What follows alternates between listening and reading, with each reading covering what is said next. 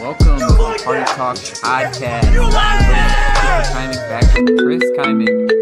Today is going to be. Sorry, can't come to the phone right now. I'm listening to Party Talk Podcast. We're going to be previewing the outfield, catcher, and DH positions. So without further ado, let's get started. We'll start off with our top 10 rankings for outfielders. We'll go into some sleepers, some breakouts and busts, and then we'll go to catcher and then DH. So, Chris, why don't you start us off with your top 10 rankings for outfielders this season? All right, first I got Acuna, right? Don't have to say anything else. Acuna, all right? Nobody better. Number 2, I got Julio Rodriguez. Last year he struggled the first 3 months of the year. He was pretty rough that first 3 months. And then starting in July, nobody could get him out. He finished with 32 dingers, 37 stolen bases, over 100 runs and RBIs. Next year, I can see that 40-40 year. If he starts off hot, 40-40 is his stat line. Number 3, I got Fernando Tatis. I like him a lot. I can see big things for him this year coming up. He's fully healed from his past injuries out of that doom buggy and all the other stuff he did off season. But 30-30 this year, maybe even 40-40. He doesn't like Acuna being number 1. You know, he took his throne away. They were kind of tied for the best player in baseball, but now it's Acuna. So I can see Fernando going on a mission this year. And then I got number 4, I got Corbin Carroll. Number 5, Kyle Tucker. 6, Aaron Judge. He stays healthy. 7, Juan Soto. 8, Michael Harris. Number 9, Mike Trout. And then those 10, I got a tie for those Cardinal killers. Rosarena and Adonis. Yeah. Just taking a look at your list, and when we go into mine, the first half of the list is first round picks in most leagues. Almost in that order. Mine's going to be a little bit different, so I'll give you my top 10. So I got Acuna number 1, obviously number 1 player in fantasy. Number 2, I got Corbin Carroll. I really like what he did as a rookie last season. I think, the sky's the limit. You got a team that just went to the World Series. They're looking to go back, and I do like that lineup. It got a little bit better. So I got Corbin Carroll ranked 2. Julio's just behind him. It was a toss-up. I like Julio, Acuna, Corbin Carroll. They could all go 40-40 if everything goes right. And then 4th, I have Mookie Betts. You'll see him. He's in a couple of our rankings because he's the shortstop now. He's got second base eligibility. He's still in the outfield.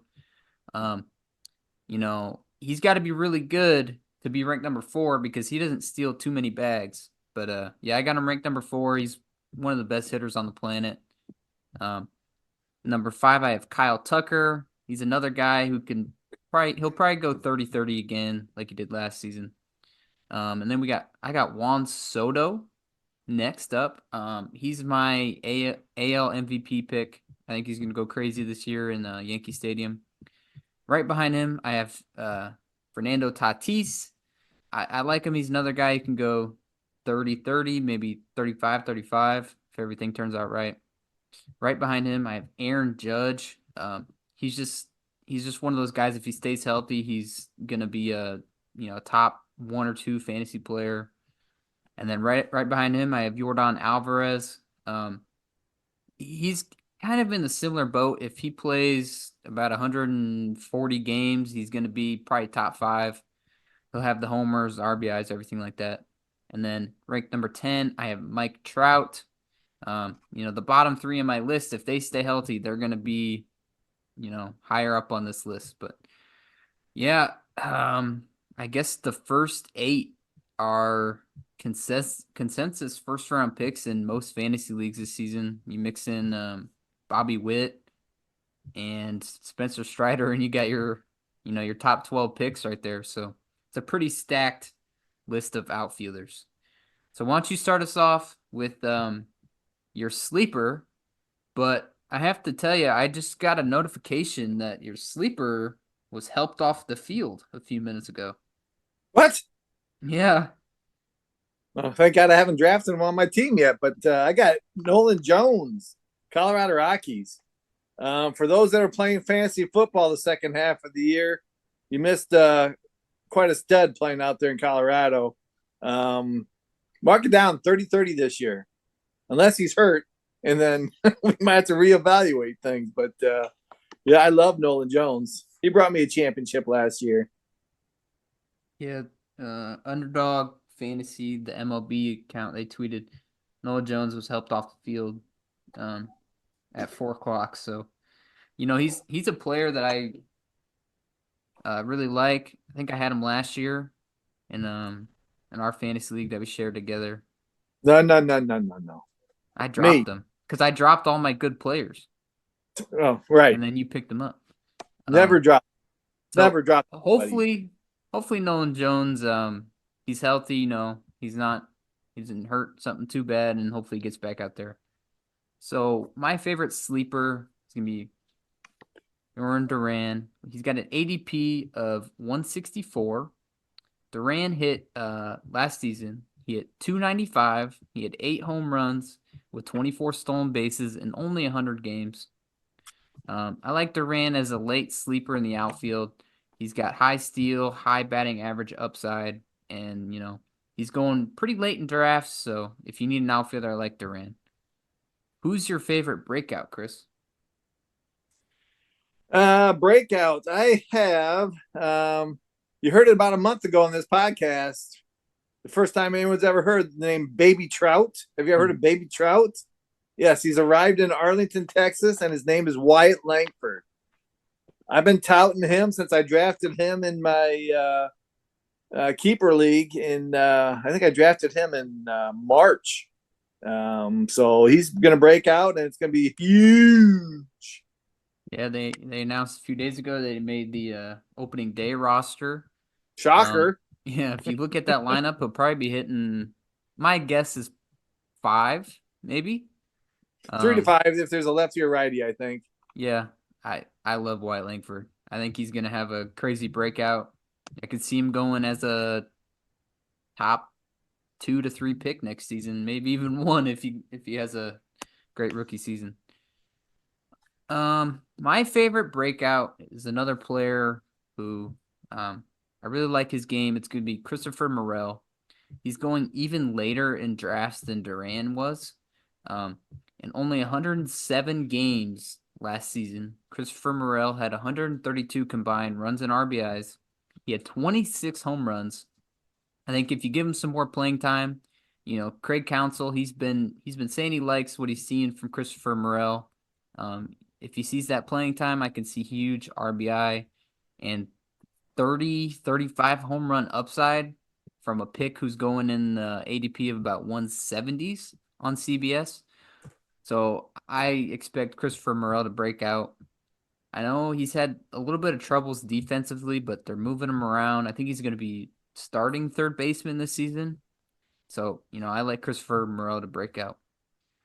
Let's talk about our favorite bust at the outfield position. Mine's going to be Aaron Judge. This is strictly based on where he's getting drafted. Me personally, it's hard for me to take a player in the first round with as much injury risk as Aaron Judge has. He's already been hurt this spring training. He was hurt last season.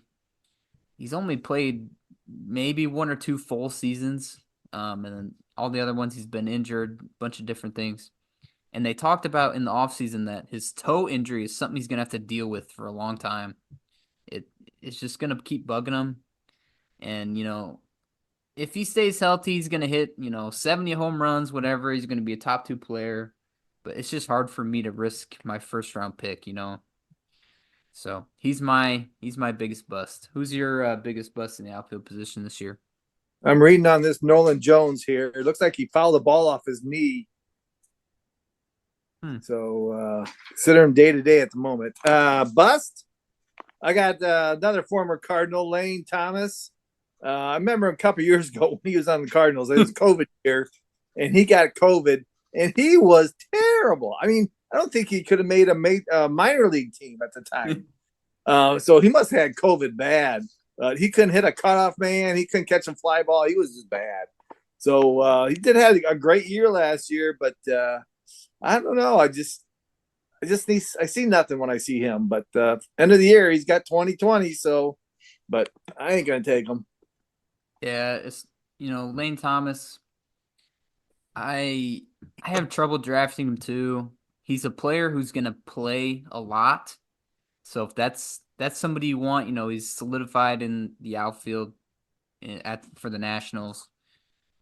With all the games he plays, he's gonna get his 2020, but it's gonna take him a while to do it. And yeah, I'm not a huge fan of Lane Thomas, but we hope for the best. All right, let's move forward to the catcher position. We'll give our top 10 ranked catchers.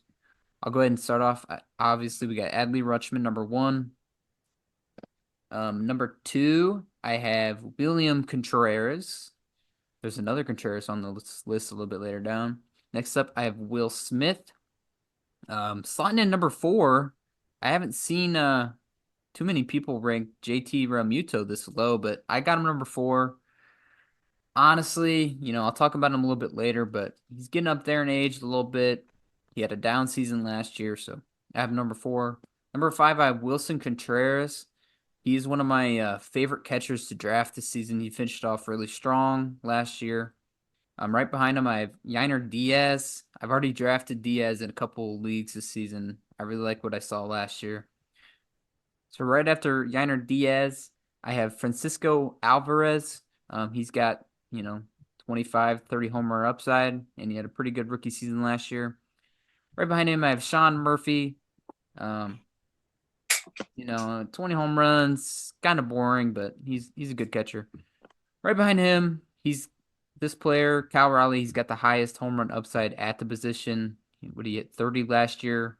He plays a lot. Expect that again. He doesn't hit for average one bit, but and then right behind him, I have the old man, Salvador Perez. Let's hear your top 10, Chris. I got Adley Rutschman, number 1, the big man. He hits 300. I think this is your 300. He does everything but steal bases, so he's a guaranteed number 1 off the board. Number 2, I still got JT Realmuto. He's got another year left.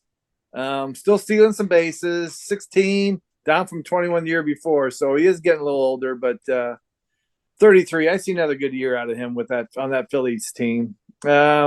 Then I got the Contreras boys, 3 and 4. We got William, then Wilson. Will Smith, I might move him up. I mean, he's at number 5 in that Dodger lineup. I can see a lot of RBIs out of him. The number 6, Yainer Diaz, Francisco Alvarez. I got the big dumper at number 8, Cal Raleigh. Number 9, Gabriel Marino, and then 10, Jonah Heim. Yeah, that's a good list right there. All right, let's talk about some sleepers at the catcher position. One of my biggest sleepers is going to be Alejandro Kirk. He's coming off a down season, but he's slated to be the starter. Danny Jansen's hurt currently for the Blue Jays. He's got a great hitting ability. He's going in 270s. He's got upside for pretty solid RBIs, good batting average, runs, and he was a top 10 catcher last season. So yeah, I like Alejandro Kirk, especially going almost as a pick 300. Who's your favorite sleeper, Chris? 270. Is that his weight or what? Yeah, he's a little chunk, man, but he can hit. My sleeper, I got Gabriel Marino of the Diamondbacks.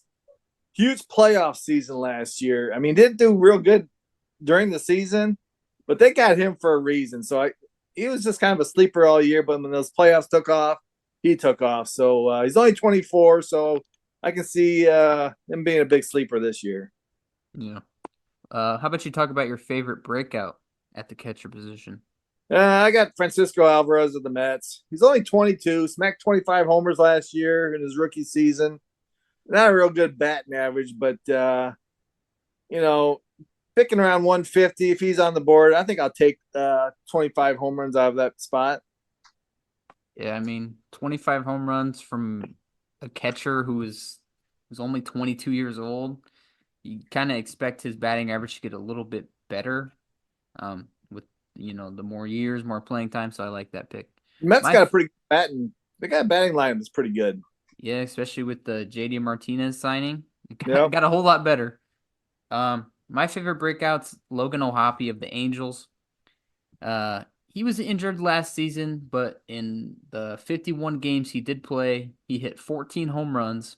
That pace is absolutely insane. I think if you can play 100 to maybe 120 games, you should expect 30 home runs, 75 RBIs. It's definitely possible. I think Logan O'Hoppe breaks out and he's a top 5 catcher next season. The Angels lineup, they lost Shohei. They're going to need somebody to step up, and I do think Logan O'Hoppe does. And let's talk about our favorite bust at the catcher position. How about you start off, Chris? You hear that knocking? Hmm. That's old man Winter knocking on the door from Salvi Perez, man. 33. He's way past his 48 home run days. I just moved him out of my top 10. I just think it's a down year. I think he's about done. Yeah, I like the Royals team, but I think he can play a lot more at first base. That might help out his stats a little. That's what I was gonna say. He's catching a little bit less, which should you'd think it'd help him hit, and he's always been a good hitter. So I do like Salvi. He's getting up there in age, but I'll take the other old man who isn't getting the same treatment as Salvador Perez. A lot of people are down on him this year, but the other old man he's the same age as him is JT Realmuto. He had a down season last year. But he still had 20 home runs, 15 steals, which is a great. That's a down year. Yeah, that's a great season from a catcher. I do think he takes a small step back from what he had last year. He's still got the 20 home run, 15 steal upside. He's in a good lineup. I just don't like him where he's being drafted. He's a top 75 pick. Most people are drafting him as a top 2 catcher. I like the catchers behind him for a better value. I like William Contreras. He's a better hitter. And if you really think about it, you can find steals anywhere now. You got people stealing 40, 50, 70 bags. Just grab one of those late base stealers and grab a better hitting catcher like Wilson or William. All right, so that's it for the catcher position. Let's go into the DH position. There's not too many just DH only players, at least on a couple of the sites. But let me see your top 5 ranking DHs, Chris. Well, this year got Shohei number 1. What's not to like about this superstar? Hopefully he's not guilty of anything. You know what I mean? But I think it's a first round grab. He might just take off batting. He doesn't have to focus on pitching. So he's number 1 for sure. 2, I got Yordan Alvarez of the Astros. I think you had him in the outfield. I'm going to put him at my DH. His bad knees are behind him. He did miss 68 games last year. I can't remember what for, but he's entering his age 26 prime. 39 homers, 110 RBIs last year, 300 batting average. That's just what all the predictions are showing. So he's a solid number 2. Then I got 3, Byron Buxton. We say he's healthy. JD Martinez hitting on that Mets team. I can see some big things out of him again. And then somehow number 5, Marcelo Zuna. I don't know how, but 40 home runs led me to a championship because some knucklehead dropped him. So I did do that. All right. So they all kind of Christmas presents last year. Yeah.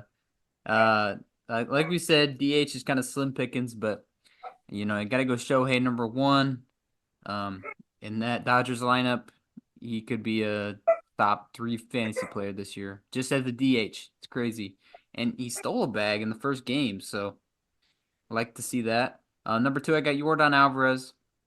He's slowly becoming one of my favorite players to draft in the second round this year. Number 3, I'll go Marcelo Zuna. He's been kind of hit or miss over these years, but, that Braves lineup is unstoppable, and I think Ozuna will have another good year. Number 4, I'll go Byron Buxton. They say he's healthy, but he's missed a couple games this spring from injury. So that's kind of what you expect. But if he's playing, he's going to go off for a month and he's going to be the best player in fantasy for that month. So you might as well take him late in drafts. And then number 5, I got JD Martinez. It's probably a reason why he got picked up pretty late in the offseason. Some people might have not bought into, his resurgence, his epic home run pace, but I still like him number 5, and you can still get him late in drafts. All right, that'll do it for the Party Talk podcast. We'll catch you guys next time. See ya. See ya.